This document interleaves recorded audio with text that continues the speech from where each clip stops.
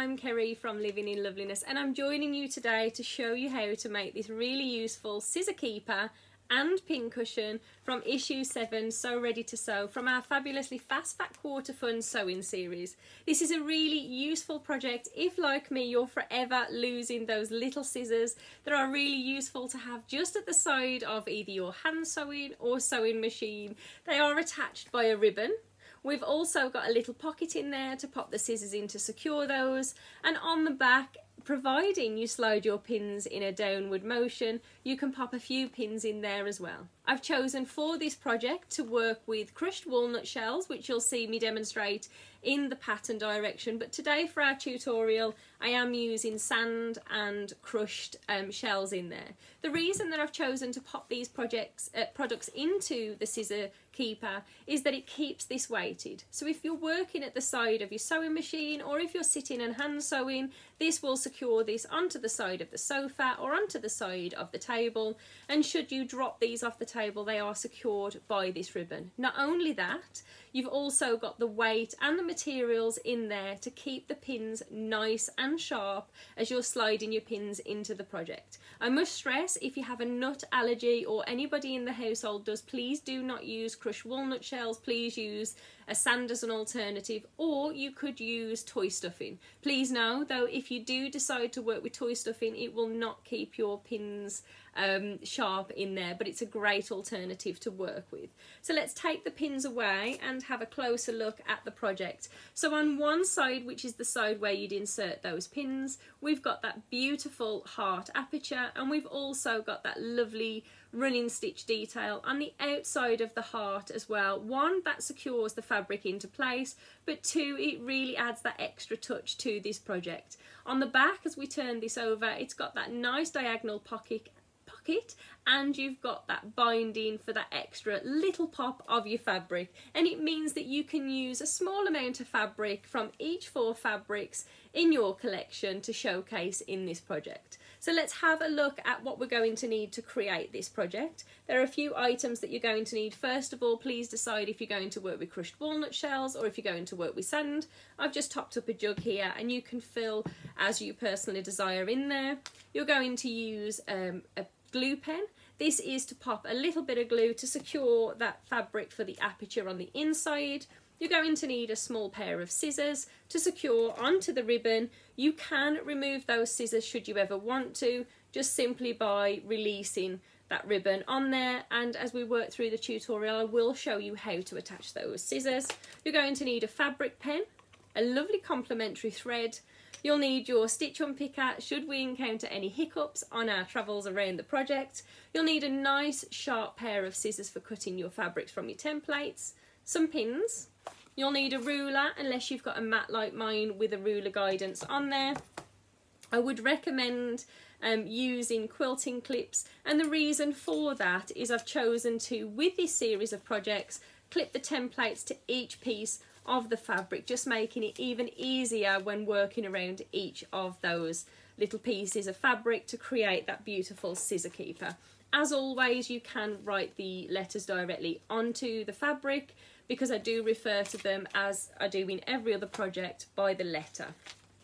So the first thing that we're going to do to create this project, is just make a little bit of space, is working with your ironing board, which of course you're going to need, and also your iron as well. We'll start by creating this little diagonal pocket here that is intended for those scissors to be stored inside.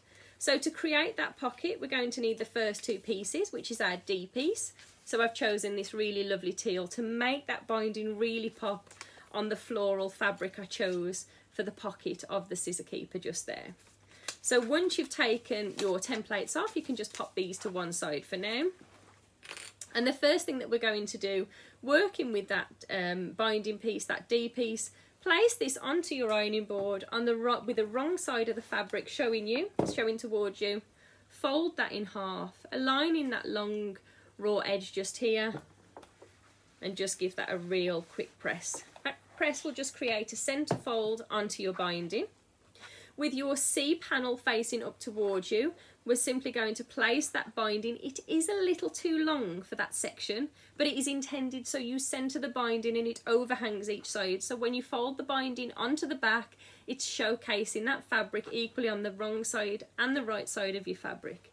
So we're placing that binding on top, just taking a couple of pins or clips and securing that together. If you have a little look there, you can see that it's about a 1/4 inch overhanging the binding if we look from the front side. Popping that onto the sewing machine, and we're simply going to use a 1/4 inch seam, rest this onto the sewing machine, starting at the top of the binding, so the top raw edge.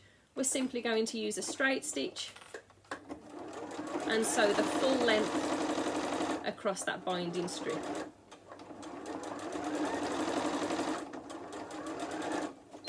And take that off the machine. We'll take a moment just to remove those threads, and as we bring that back onto the ironing board, we can see we've still got that little 1/4 inch overhanging each side. Using your iron, with the right side of the C panel facing up towards you, we're simply going to fold and press that binding away from us. When doing this, what we want to happen here is that that raw edge is facing up towards the folded edge. So as we fold this over now, if it's not quite there, just take a moment to give it a little press because we want a nice finish on there. We're now going to fold that folded edge over that raw edge of the fabric. So this folded edge is just resting just slightly below that stitch line, and give that a little press. So let's just pop that onto here. Just give that a little press. Flip it over. Just double check that you're happy with the placement of that binding. And again, you've still got that little bit of fabric overhanging at this stage. Using either your pins or clips, just pop two's more than enough into place. What we're going to do now is take this onto the sewing machine, rest the centre of the sewing machine foot on that joined fabric of those two fabrics, and I'm going to use a zigzag stitch to distribute that zigzag stitch equally across both pieces of fabric. And by using that zigzag stitch, I also know that I'm absolutely catching the fabric on the wrong side here as well. So we'll just sew along using that zigzag stitch, keeping the centre of the foot centred on that seam, and we'll sew all the way to the end of the project. Take a moment to trim away those threads. And now we're ready to trim away that extra little bit of fabric. So to trim that fabric away, to make sure we've got the right shape, we're simply going to cut, and I'm cutting in line with a raw edge. So if you look there, so as I take that off, I end up with a little triangle of fabric, but I've got that nice raw edge again. And again, on the second side, you can see close-up pictures, but that has kept the shape of that pocket that is intended there for that little scissor keeper. There we go. So let's get all the other little pieces. This is a nice fast project to sew together. So we'll pop this panel to one side just for now, along with a ribbon. And we're now going to work with the two A pieces. And I've chosen this really beautiful fabric. And I think sometimes it's quite nice to work with your favourite fabric. My favourite from the Riley Blake option was this minty green, and from the Liberty option this month I'm going to use the floral on here. Although in this project we do showcase a lot of each of the fabrics. So I've cut two pieces of A with the same fabric, so I'm going to place those on top of each other pattern facing. So you should be able to see the wrong side of your fabric just here. Using a pair of paper scissors or some nice little scissors here, we're just going to fold the template in half and just make a little incision. That incision will allow us to cut to the outside of that heart and get a nice finish on that heart there. So we're cutting exactly to that template edge, and your template will tell you where to cut out as well. So this is a nice big heart on this project here. So we've now trimmed away that centre heart and we've got our heart template. We're simply going to rest that onto the wrong side of the fabric, hold that into place to secure it, and just using our heat erasable pen, just drawing around the outside of that heart. If you haven't got a heat erasable pen, You could use a pencil at this point because this is on the wrong side of your fabric. Just taking 2 pins, we're simply going to slide those on either side of the heart just to secure those fabrics together, making sure they're not moving as we sew around this project in a little while. So there we go, we've got that heart in the centre. What we're going to do now is to take this onto the sewing machine, and we're going to line the centre of the foot on this pen mark and sew around that aperture with a straight stitch. I am going to reduce my straight stitch, so I'm reducing the straight stitch, just pop it back on a straight stitch, to 2. Sitting on the straightest side of the heart, resting the foot on top, making sure it's in line with that pen mark, and slowly sew around that heart. Now as you come to the curve, if you're new to sewing, take a moment, drop your needle onto the pen mark, raise that presser foot only a small amount, and allow your stitch line to follow the contours of that pen mark there. Each time you feel like the heart is coming away from the centre of the machine foot, insert your needle, pivot your project, and sew around that heart there.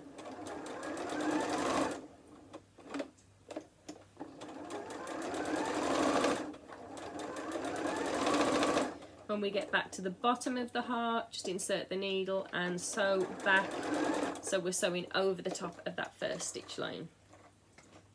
We'll just take that off the machine at this stage. Take a moment to trim away those extra threads on both the front and the back of the project. Remove those pins, and as we fold this panel in half, like we did with a paper template, we can make a small incision into the fabric, and then we're going to cut just on the inside, so working a 1/4 inch away from that sew line or pen mark that you can see, and we're going to cut out the inside to create that lovely heart aperture when we reverse this in just a moment. This doesn't have to be absolutely perfect because we're going to make some nice little incisions in here and reverse this in a moment. You've got that lovely straight edge that you've created by that stitch line. So now we've taken away that heart, and we're just simply going to follow the contours of that curve, just moving it around as you can see I'm doing here, just cutting a little incision almost to the sew line. At the bottom we're going to cut that in line with the bottom point, and also at the top as well. This is simply going to allow us to reverse this project and showcase that lovely heart aperture and lovely fabric in the centre of the heart in just a moment. So do this the whole way around the heart. If you do cut into the stitch line, just pop it back onto your sewing machine and re-sew across that heart. So now we've got those little incisions. We're simply going to hold onto all 4 corners of the top of that heart just there, and as we push those through like a mail through the letterbox, as we pull these out, just slowly tease that fabric in line and just follow the contours around, certainly on that curve there. What we want to achieve here is a nice finish. I'm just slowly teasing the fabric around. When we get to the point, just pinch onto that point using your pokey tool or the tip of your scissors, but be super careful if you're using your scissors. We don't want to push a hole into that centre, but we do want to get that heart point to feature. There we go. So just bringing that around. All I'm doing is just pinching the fabric and teasing that around so we get a nice finish. We are going to finish this step with a little press in a moment. There we go. So now we've almost got that heart shape. As we put this flat onto the ironing board, it's certainly easier when we come to give this a little press. So we're just pressing along those fabrics, making sure we're not pressing any creases into the heart because they're particularly difficult to get out if we do. So I'm just following this around onto that centre point there.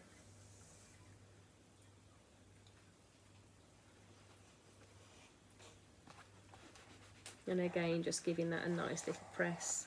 We'll press from the back as well so we know we've got that nice and flat. My centre's not quite right,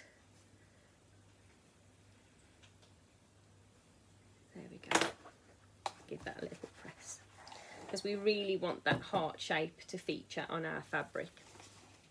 The next thing that we're going to do, and I've chosen to work with this teal fabric here so it really pops on the inside of that heart, is to just lay that on top.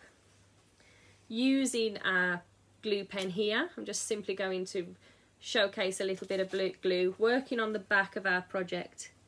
I'm just going to pop a little bit of glue on the outside of the heart and also the raw edge. There we go. I don't want any of this glue to transfer onto my project. There we go.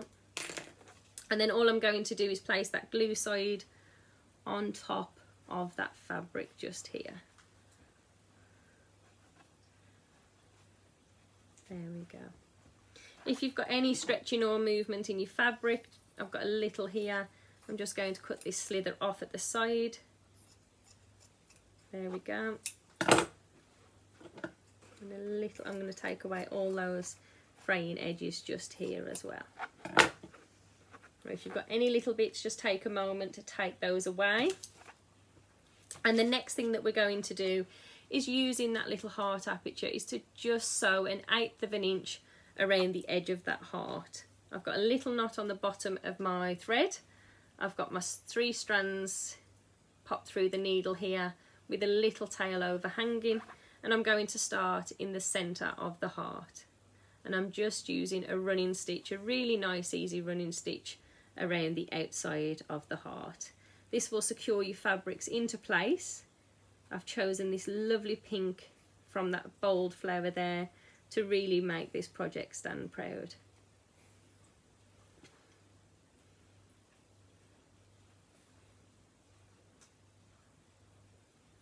And we'll just follow this around. Do take your time with this stage to make sure you're happy with your stitching. And I'm working about 1/8 of an inch from that edge.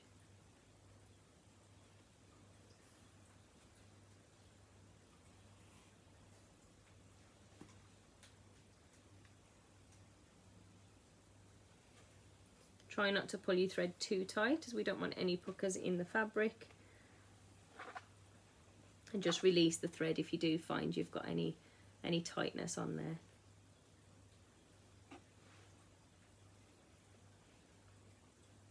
And we'll just finish along this heart.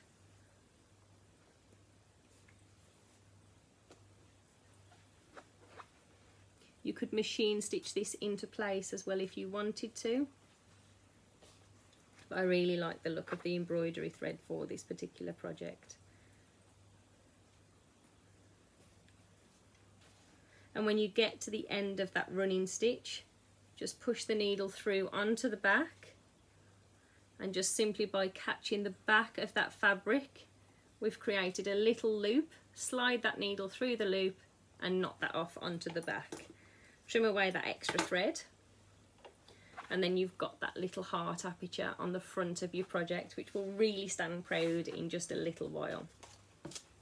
So we've now got a piece of ribbon.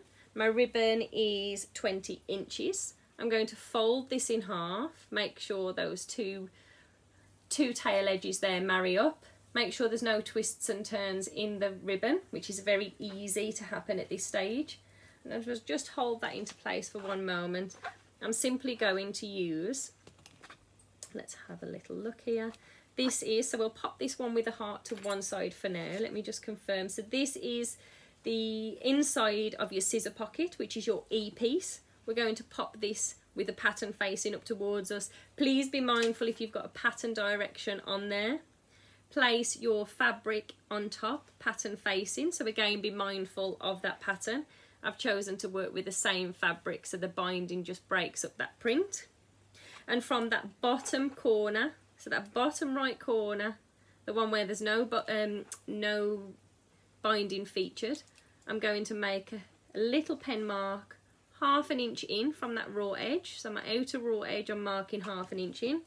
Just picking that ribbon back up, fold this in half again, make sure there's no twists, and just rest that ribbon on top overhanging the ribbon by 1/4 inch. Just slide a pin in to secure that into place. And what we're going to do is to secure the ribbon to that fabric just using a basting stitch. There we go. So resting that onto the machine and just sew across that ribbon.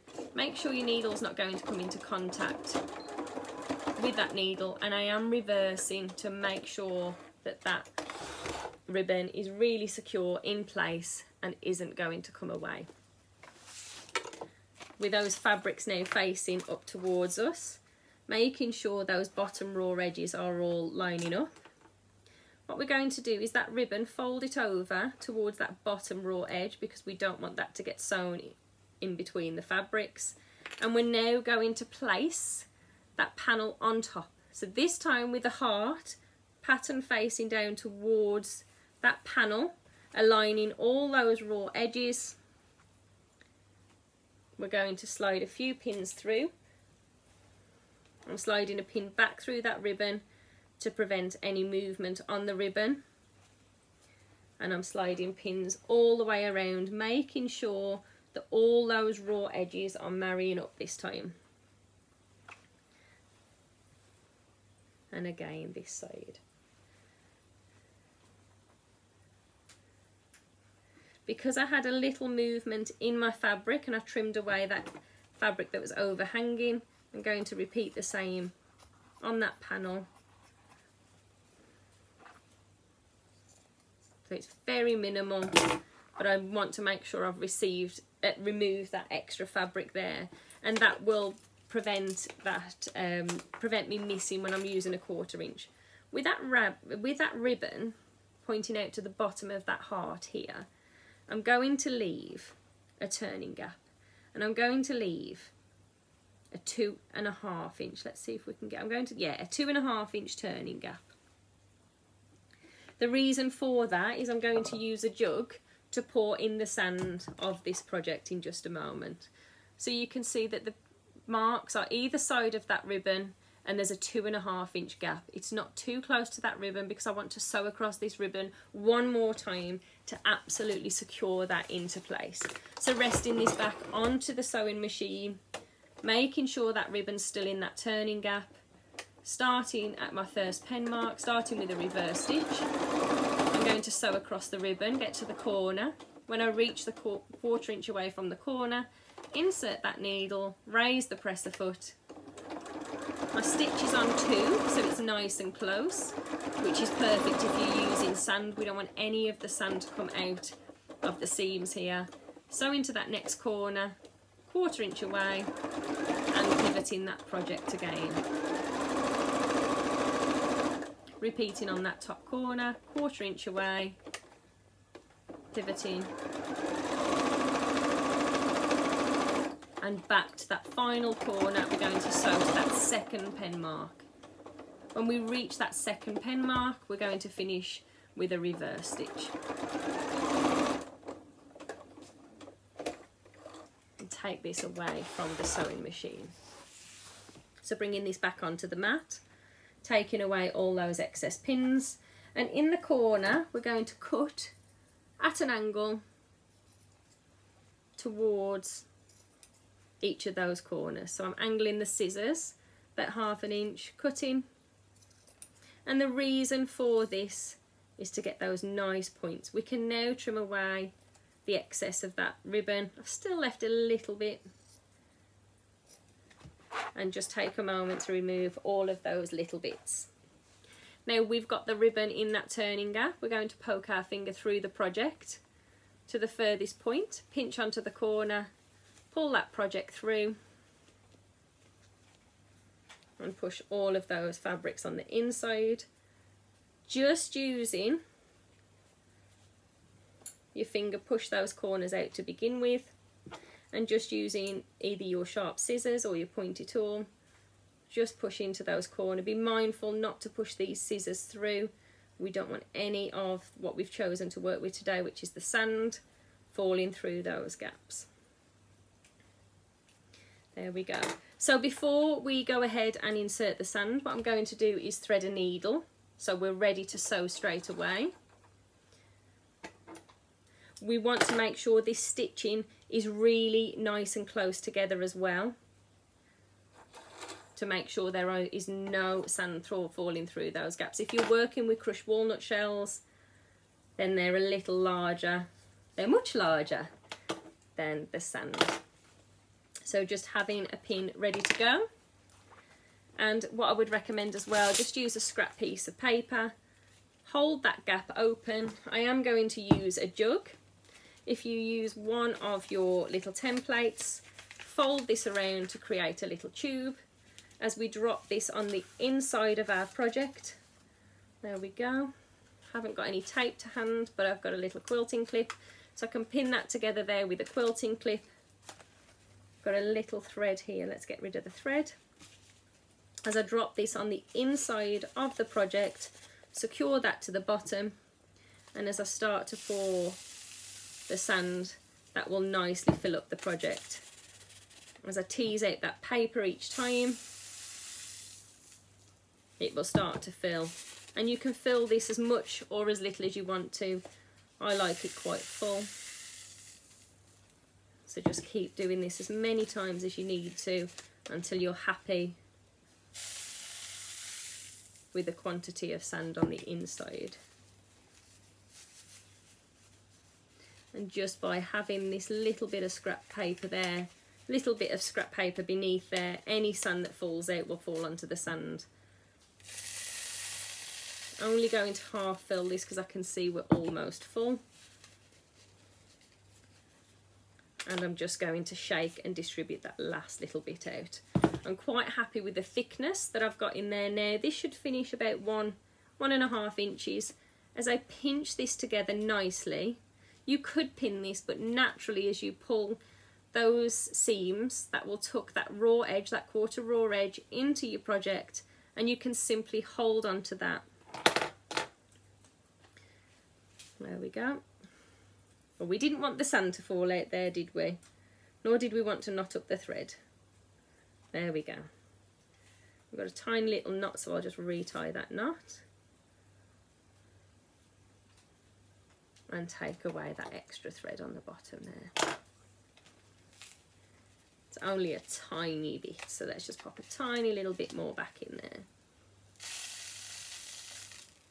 there. There we go. Keep that onto the mat. Right, let's get rid of that extra sand and pop this back onto the mat. So just poking your fingers on the inside, pinching the fabric together and using your thread. And instead of using a slip stitch, I'm going to overstitch. So I'm bringing the needle through the back of the fabric and pulling this nice and tight each time. We want that nice close stitch because we don't want any of the sand to fall out at this stage.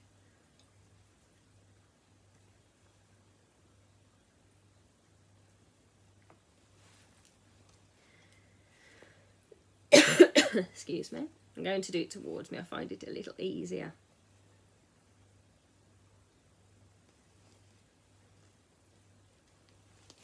So I'm pushing through the front of the fabric and pulling this nice and tight.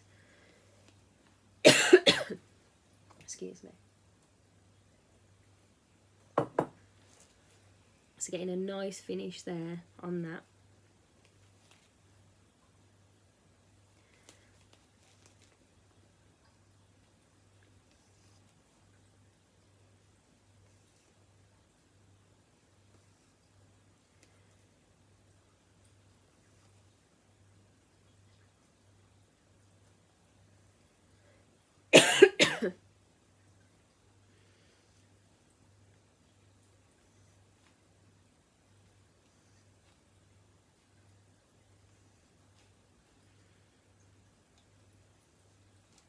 If you're using a toy stuffing, you could absolutely use a slip stitch to finish this off.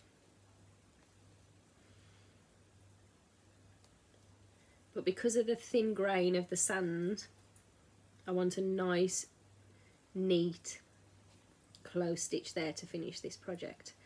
And when you arrive at the other side of your project, you're simply going to push the needle through your fabric, keep a loop, and push that needle through that little loop, knotting off that cotton. We have got sand in here, so if I recommend that you do that 3 times, and that will stop that thread coming open. Take a moment to trim away that extra cotton. I can pop this to one side now. Just check that you're happy with the amount of fabric. We have got a bit of sand, maybe needed a bigger piece of fabric there. So you've got that lovely pocket with a divide there of that binding for your scissors to sit into. We've got that lovely heart featured in the centre, showcasing that beautiful fabric, and also that heart aperture, which is absolutely perfect for sliding those pins in. And all that's left to do is to pull onto the ribbon, find the end of the ribbon, slide this through the loop of your scissors, and as you push that through the loop, open up the loop and tuck it over your pin cushion, and naturally as you pull this tight onto your scissors there, this will knot off that ribbon onto your project, ready to secure those into place and keep that nice and tight. If ever you want to remove those scissors, it's really nice and easy. Just pull onto that loop. We've used a satin ribbon, which means this will slide out, and those ribbon and those scissors can slide off if you ever need them to. So let's just pop that back onto there, over the top, pull that nice and tight, tuck those into our little pocket, slide a few pins in, ready for hand sewing.